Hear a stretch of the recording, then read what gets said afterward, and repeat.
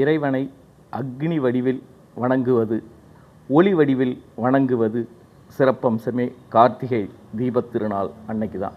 வீட்டில் விளக்கேற்றுவோம். கோவிலில் பார்த்திங்கன்னா சொக்கப்பனை ஏற்றி ஒளி வடிவில் வணங்குவோம். அக்னியாகவும் ஒளியாகவும் பரம்பொருள் இருக்கிறார் அப்படிங்கிறத உணர்த்தக்கூடிய ஒரு மிகப்பெரிய நாள் தான் இந்த கார்த்திகை தீபத்திருநாள். இந்த கார்த்திகை தீபத்திருநாளில் நாம் வீட்டு ஃபுல்லாக ஒளி நிரம்பி இருக்கணும், பாசிட்டிவ் எனர்ஜி கிடைக்கணும். அப்படிங்கிறதுக்காக தான் வீடு ஃபுல்லாக விளக்கேற்றி வைப்போம். வீட்டுக்கு வெளியில் வாசலில் எல்லாம் ஒளிமயமாக இருக்கும். அப்போ மனசுக்கு பாருங்களேன், ஒரு மிகப்பெரிய சந்தோஷம் கிடைக்கும். அந்த ஒளியெல்லாம் பார்க்கும்போது தெருமுழுக்க விளக்கேற்றி வச்சுருப்பாங்க. அதெல்லாம் ஒரு ஆனந்தமான காட்சி. இந்த காட்சியெல்லாம் வருஷத்துக்கு ஒரு முறை மட்டுமே வரும். அதுமாரி கோவில்களில் பார்த்திங்கன்னா சொக்கப்பனை ஏற்றுதல்.